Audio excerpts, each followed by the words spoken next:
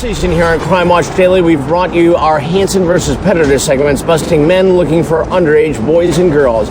Well, this next guy was a massive hit on our social media after he caught another creep who he says was abusing his young daughter. Anna Garcia is here with his story. Chris, making this case even more compelling is the fact that the entire confrontation was recorded. A monster is in the house. A 400-pound creep about to molest a 14-year-old girl in the shower. What the are you doing? Stopped in his tracks when this Marine dad goes commando to catch a predator. You're lucky I don't have a shotgun right now. My plan was to murder him. Just straight up. Would have had no qualms. You really were gonna kill him? Oh, absolutely. I got one loaded. For your The nightmare begins when young Madeline, whose father gave us permission to use her photos, moves the family from Minnesota to Waco, Texas. The first person Brandon and his wife Leone meet, their new neighbor, a single man named Sean Foster.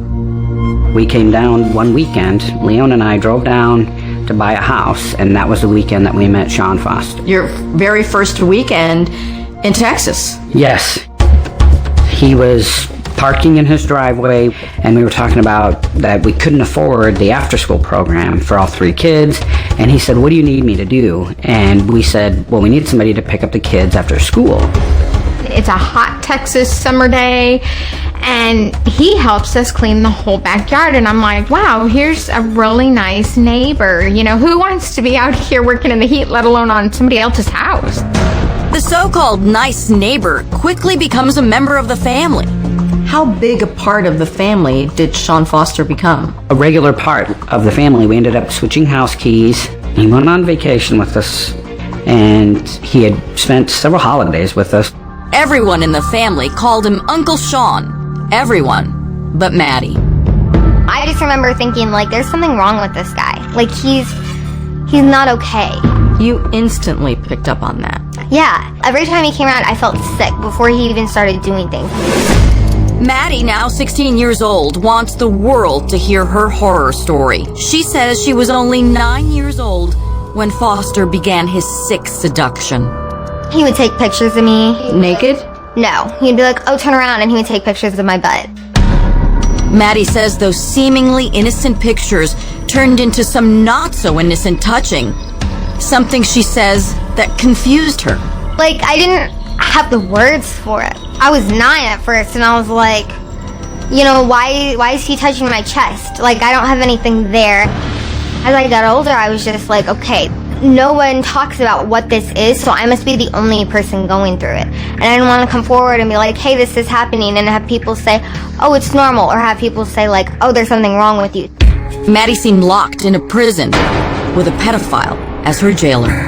I remember that he wanted to take Madeline to go get her nails done. And so they went and got other little hairdo things and stuff like that, little barrettes for her to put in her hair. What kind of a man does that? And I remember thinking that's really weird, and Maddie came home upset. I was like, what's going on? And he's like, oh, she just got upset. She couldn't get her nails done.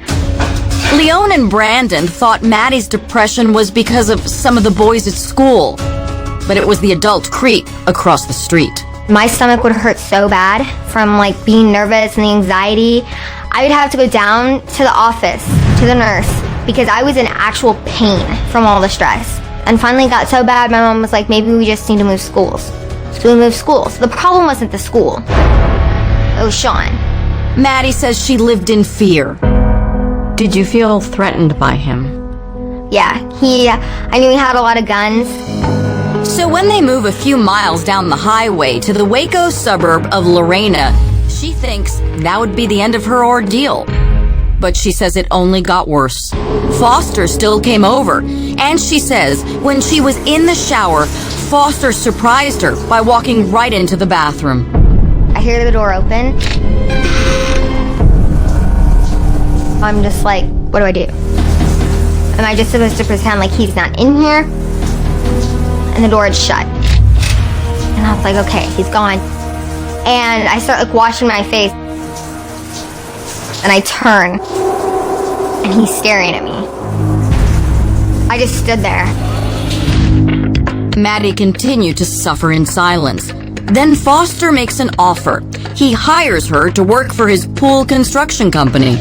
Did he buy her work clothes? He did. Then when she put on some of the stuff, they were these skimpy little shorts. And I was like, why are we getting those?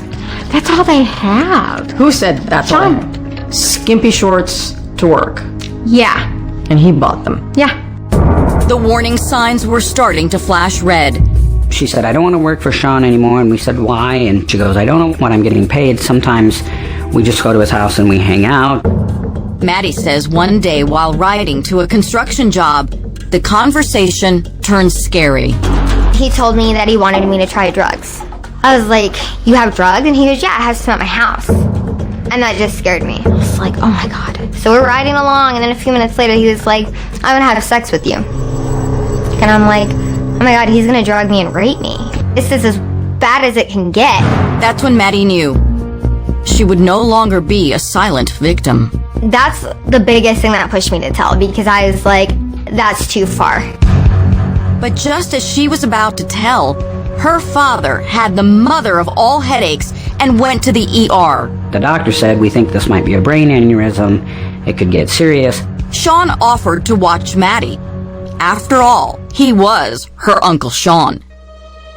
It turns out Brandon's headache was just a pulled muscle. But when they came home from the hospital, they had a rude awakening. Leone says Sean was sleeping in Maddie's bedroom. What did you think of that? It blew my mind. Why are you in my little girl's room?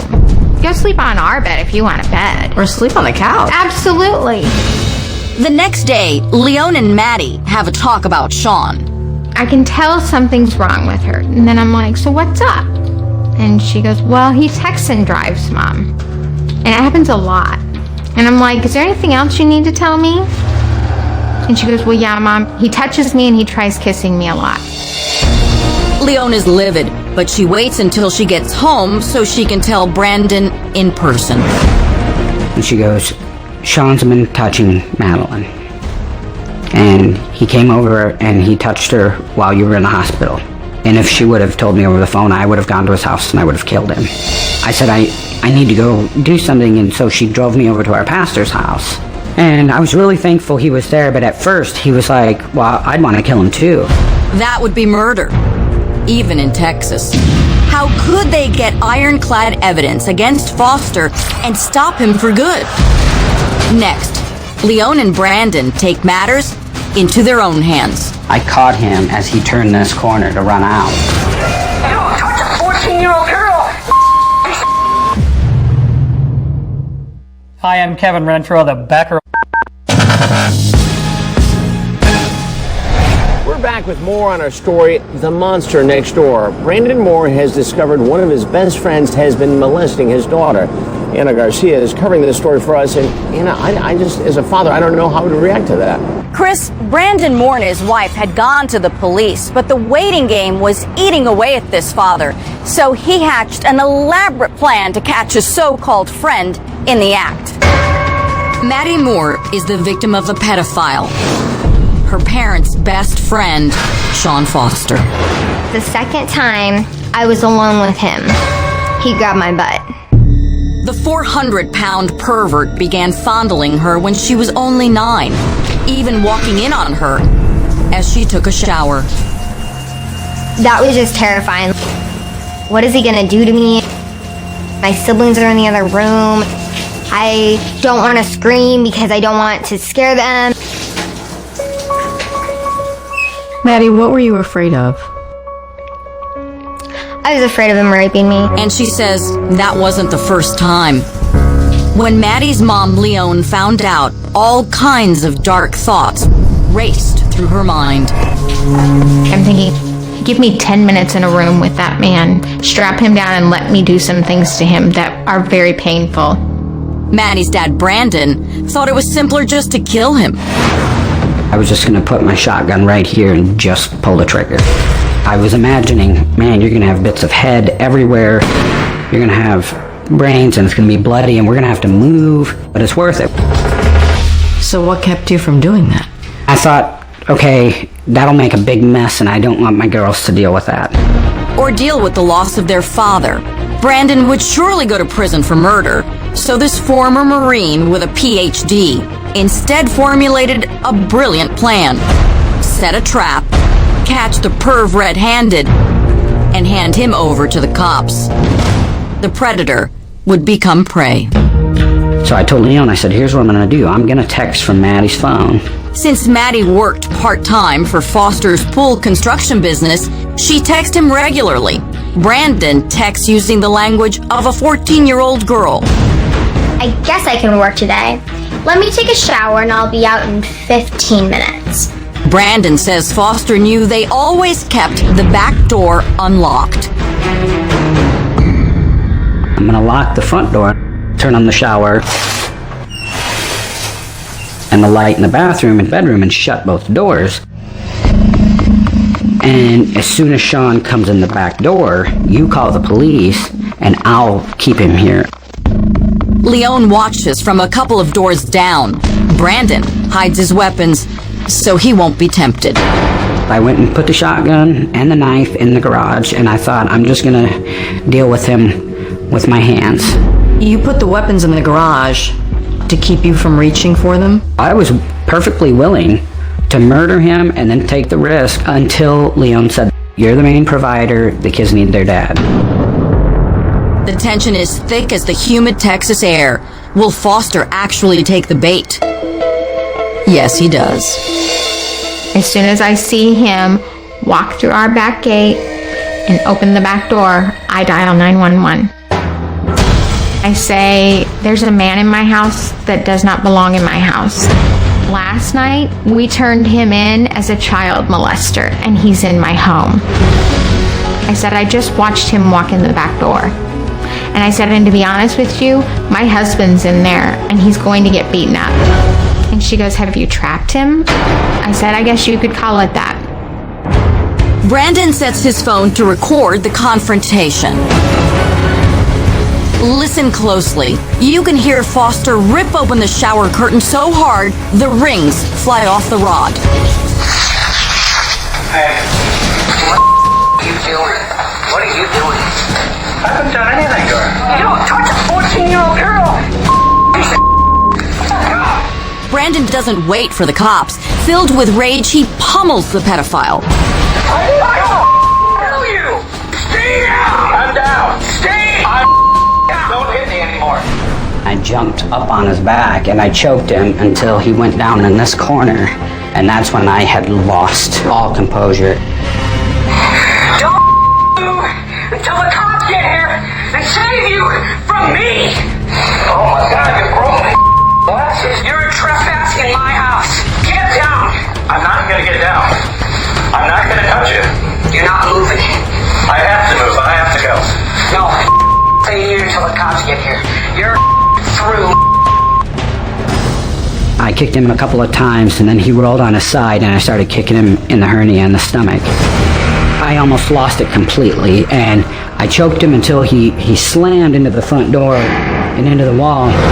And as soon as he was down, I just started kneeing him in the face. And then I see 2 police officers standing outside the front door. I was like, okay, I can't kill him in front of the police. Foster is in cuffs, charged with multiple counts, including burglary, intent to commit indecency with a child, and indecency with a child by contact. Bail was set high, $500,000. Daily, we would check the McLennan County jail roster, and it was so nice to see his name on there. And the day that we woke up and checked it and it wasn't on there, it was like, oh, we have to go tell Maddie he's not locked up. And he's out. Foster makes bail and rejects a plea deal that would have given him 20 years in prison. He decides to take his chance with a jury. But when he finally did get his day in court and denied the allegations, prosecutors Hillary Laborde and Evan O'Donnell tore into him. How important was that audio tape? I think the audio tape was very important because it's very rare that you have an eyewitness to child sexual abuse. But the most powerful moment Maddie bravely testifies against the man who she says abused her for nearly a third of her life. Were you scared when you took the stand?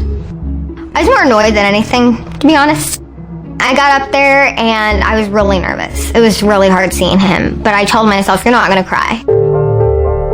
Sean liked to make me cry. He thought it was funny. He wouldn't look at me. And I said, you won't look at me now because you know you're guilty. And I was like, we both know you did this. So what was Foster's defense? There really wasn't much of one. You know her almost as well as her parents do. So tell us why she would make this up about you. And he just had no explanation. The jury agreed. My 6 favorite words: guilty, guilty, guilty, guilty, guilty, and then guilty. Foster was sentenced to 55 years in prison.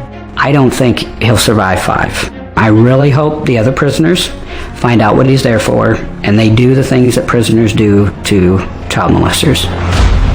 Maddie, do you feel you've gotten justice? I do. Honestly, though, I do wish that they gave, like, the death sentence for stuff like this or life, but they don't. And so he got a lot longer than I was expecting. Brandon didn't face any charges for beating the pedophile to a pulp. Sweet justice for a sweet girl, forever grateful her ex-Marine dad rescued her from the clutches of a creep. Now I know he's in prison and my dad beat you up, so it works out. 40 million